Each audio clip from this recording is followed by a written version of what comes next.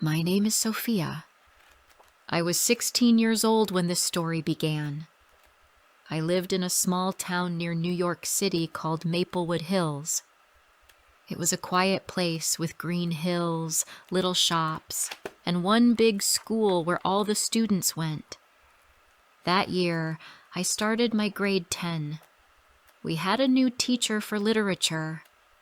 His name was Mr. Daniels. He was only 25 years old, but he looked very mature. He had dark blonde hair, wore glasses, and always carried a brown leather bag. He wore simple clothes, a clean white shirt, and sometimes a dark blue sweater. He looked calm and kind. His eyes were green, and when he smiled, they looked warm like sunlight. All the girls in my class noticed him on the first day. Some of them whispered and laughed during the lesson. They tried to ask silly questions to talk to him. One girl dropped her pen 3 times on purpose just to make him look at her. But Mr. Daniels was always polite. He did not get angry, but he also did not act different. He only talked about the lesson and focused on teaching. I also liked Mr. Daniels. I liked him very much, but I never joked with him or asked strange questions. I was not brave like the other girls. I was quiet, and I always sat in the second row near the window. I listened to him carefully. Every time he read something from a book, his voice made me feel peaceful. I loved reading, and Mr. Daniels made every story sound special. He was a great teacher. He didn't just ask us to read. He explained the meaning behind the words. He told us why the writer used certain sentences and why a poem felt happy or sad. He asked us to write what we felt after reading a story. I loved that. I always wrote my best, hoping he would notice. And he did. After class, he sometimes gave me back my paper and said, "Good work, Sophia." Just those words made my heart feel light. Sometimes he smiled at me in the hallway. I felt my cheeks become warm. I never missed his class. Even when I was sick, I came to school. I wanted him to see me as a good student. I wore my best clothes on the days we had his class. I brushed my hair nicely and put on a small silver ring my grandmother gave me. I was not trying to look pretty like the other girls. I just wanted to feel good about myself. I hoped he would notice that I was different. But Mr. Daniels was always the same. He was friendly, but not too close. He helped everyone in the same way. Still, when he asked me questions during class, I felt my hands shake. My heart beat very fast. But I answered, even if I was scared. And when he said, "Well done," I smiled all day. At home, I thought about him. I imagined what he liked to do after school. Did he have a cat or a dog? Did he listen to music or read in the evenings like me?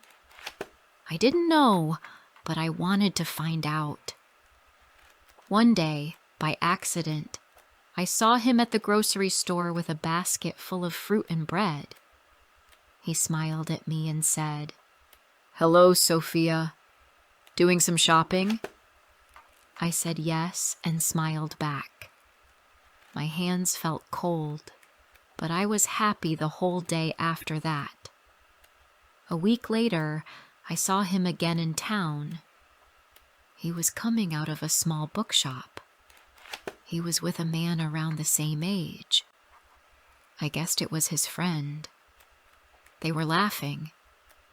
When Mr. Daniels saw me, he waved and said hello. I waved back. I watched him walk away. I felt a strange feeling in my chest. I didn't want to see him with anyone else. Soon the school year moved on. The leaves turned brown and the wind became cold. We had a school festival, and Mr. Daniels was there too. He helped at the bookstall. I went there and bought a small storybook. He looked at the cover and said, "Good choice." I smiled and felt like I was floating, but I still couldn't talk to him like other girls. I didn't know what to say. I only said thank you and walked away. Later, I thought of many things I could have said, but it was too late. I just kept writing good essays and finishing my homework on time. Mr. Daniels gave me high grades in literature. He often wrote "very thoughtful" or "well done" on my papers. I kept them in a box under my bed. I read them again and again. Winter came. It snowed in Maplewood Hills, and school was closed for a few days. I stayed inside, reading books and thinking about Mr. Daniels. I even dreamed about him sometimes. In my dream, we were walking in the snow, talking about stories and poems. When school opened again, he was still the same, calm, focused, and kind. And I was the same, quiet, shy, and full of secret feelings. I never told anyone, not even my best friend. I knew people would laugh or say it was silly, but it didn't feel silly to me. Then one day, something changed. It was the last day before spring break. After class, Mr. Daniels told us he had some news. He was leaving our school. He got a teaching job at a university in another city. The class went quiet. Some girls looked very sad. One of them even cried. I felt frozen. I couldn't move. I just sat there, looking at him. He smiled and said he enjoyed teaching us and wished us all the best. When class ended, I walked out slowly. I didn't want to leave. I walked to the garden behind the school and sat on a bench. The trees were still bare and the ground was wet. I looked at the sky and felt like I lost something important. That evening, I walked around my neighborhood. I didn't know why, but I kept walking until I reached a quiet street. I looked around and saw a small white house with a garden. I had passed it before, but now I knew it was his house. I stood across the street and looked at the window. The light was on. I saw a shadow move inside. Maybe it was him. I didn't wait long. I turned and walked back home. That night I couldn't sleep. I thought about all the classes, the stories we read, the times he smiled at me, and how he was leaving. My chest hurt. I didn't know if I would ever see him again. I didn't say goodbye. I couldn't. It felt too hard. Before I share the rest of my story, I want to ask you something. Where are you listening from? It gives me strength to know someone is hearing my words. Someone who understands me. Please tell me in the comments. I would really love to know. After Mr. Daniels left Maplewood Hills High School, everything felt different. I still went to school every day, but I was less excited. Literature class was not the same anymore. The new teacher was fine, but I didn't feel anything special. I missed Mr. Daniels's voice, his smile, and the way he explained stories. For many weeks, I kept thinking about him. Sometimes I passed by his old house on my way home, but the lights were off. A new family had moved in, and I felt strange seeing other people there. It was like the old memories were slowly fading. Time moved forward. Summer came, and school ended. I started preparing for my university entrance exams. I wanted to study English literature. I spent most of my time reading books, writing essays, and practicing grammar. My parents were very supportive. They said I had a good chance to get into a university in the city. I also joined a private English class in town.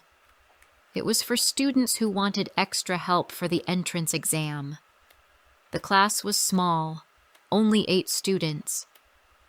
We met twice a week in the evening. The lessons were held in a quiet building not far from the train station. On the first day, I walked into the room and sat down quietly. I opened my notebook and looked around.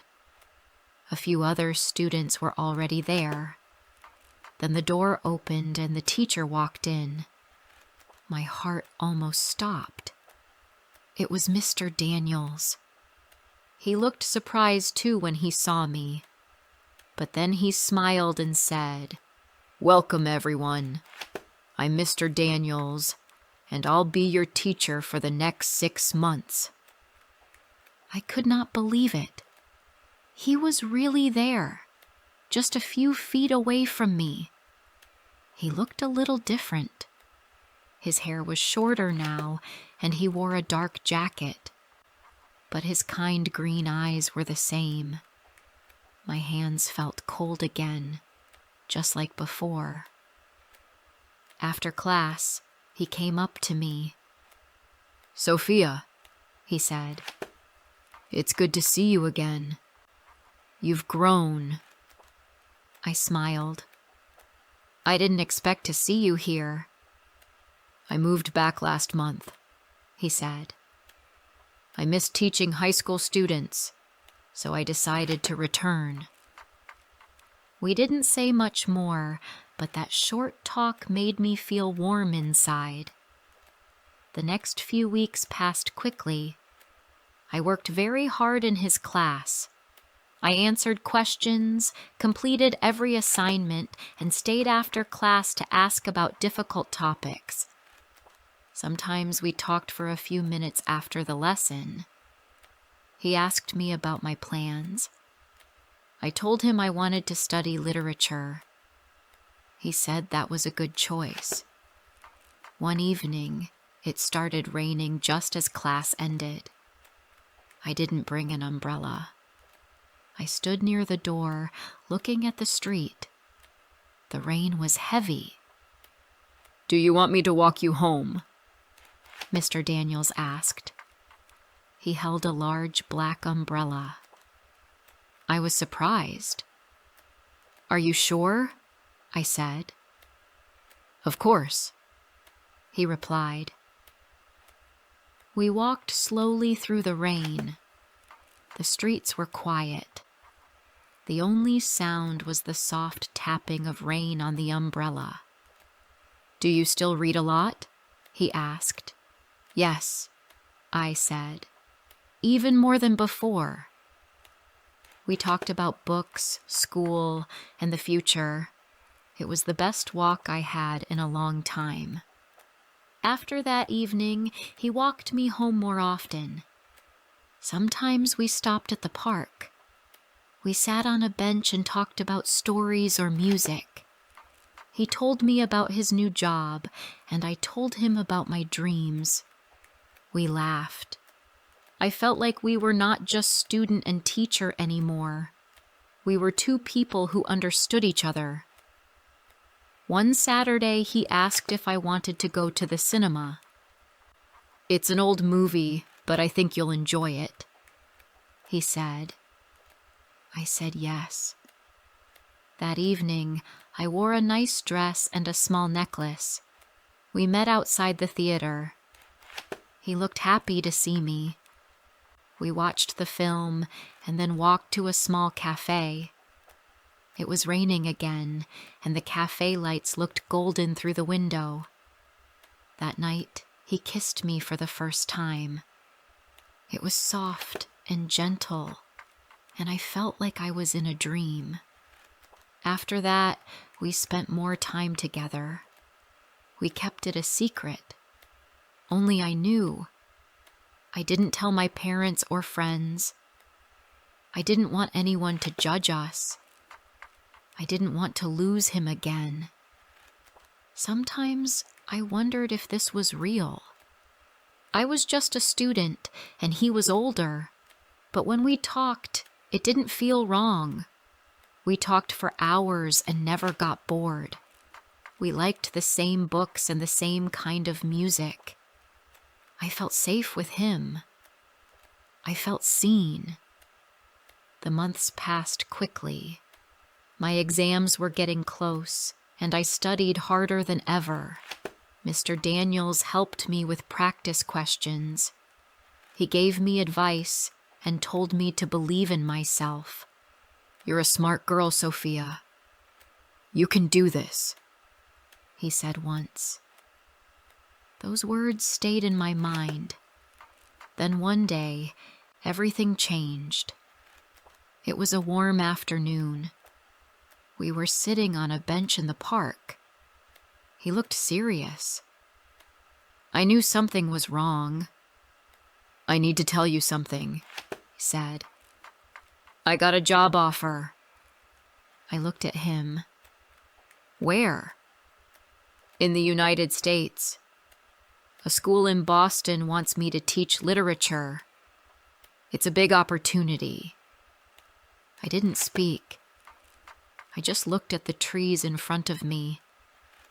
"I haven't said yes yet," he added. "But it's a good chance for me." I felt my heart break slowly. I tried to smile, but I couldn't. "I understand," I said quietly. He took my hand.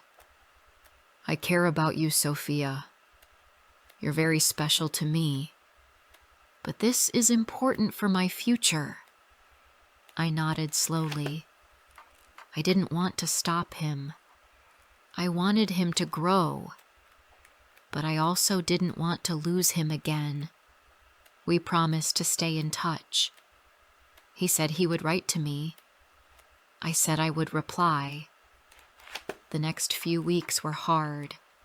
We met a few more times. We talked, walked, and said goodbye again and again. On his last day, we met one final time. He gave me a book of poems with my name written inside. "Never stop writing," he said. I smiled and hugged him. Then he left. Just like that. After Mr. Daniels left for Boston, I felt empty for a while. I still went to my English classes and studied for the university exams, but something inside me had changed. My heart felt quiet, like a song that had stopped playing. We exchanged letters at first. He wrote about his new job, the school, and the city.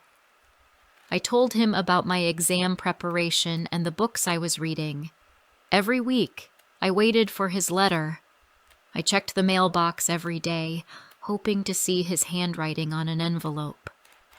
For the first few months, the letters came regularly. But then they started coming late. Sometimes 2 weeks passed, sometimes 3. Then one day, I didn't get a letter at all. I waited. I wrote him again, but he didn't reply for a long time. When his next letter came, it was shorter. He said he was busy, that his work took all his time.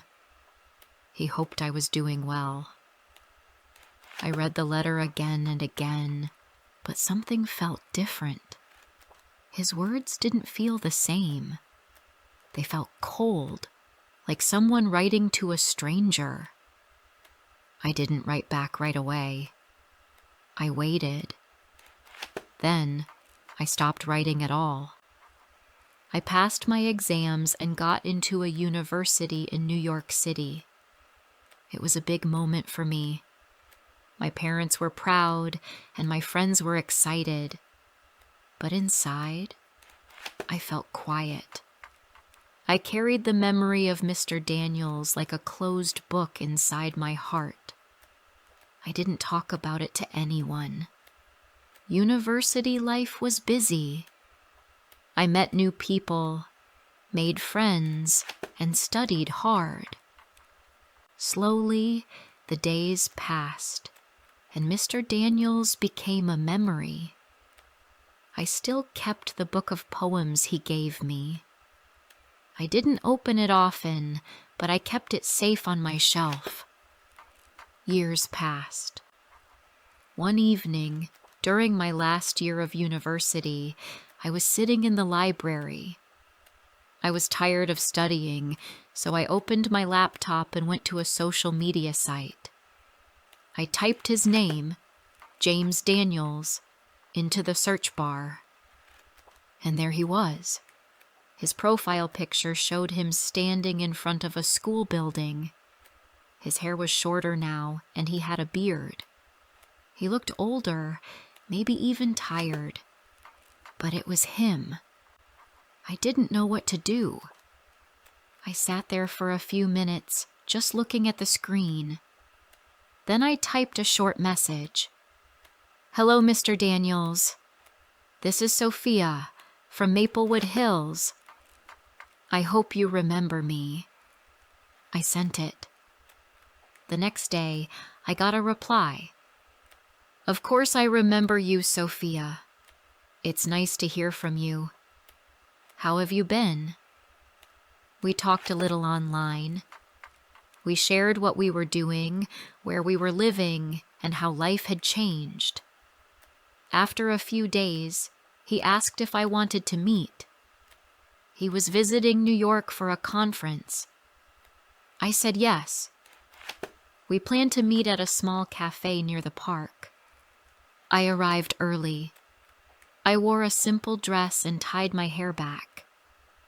I didn't know what to expect. I looked out the window and waited.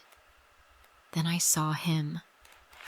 He walked in slowly, wearing a dark coat. His face looked older. He had small lines near his eyes, and he had gained some weight. His green eyes were not as bright as I remembered. "Hi, Sophia," he said with a smile. "Hi," I said. We sat down and ordered coffee. We talked about school, work, and the years in between. He told me about his job in Boston. I told him about university and my plans to become a writer. But something was missing. I didn't feel the same.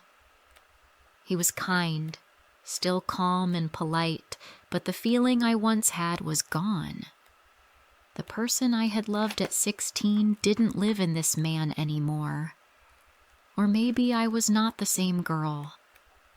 After 2 hours, we said goodbye. He said, "It was really nice to see you." I smiled. "It was nice to see you too." That evening, I walked back to my apartment. I felt a mix of feelings, peace, sadness, and a little joy. I thought about everything we shared. It was real, but it was over. A few days later, he sent me a message. "It was nice meeting you. I hope we can stay friends." I replied, "Thank you, Mr. Daniels. I wish you all the best." We talked a little more after that. but I knew deep inside it was time to move on.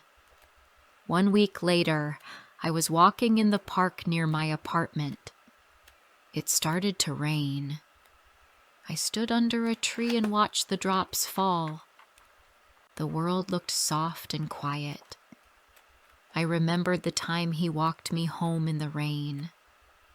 I remembered the sound of his voice, his gentle smile, and the way I once felt. And I smiled.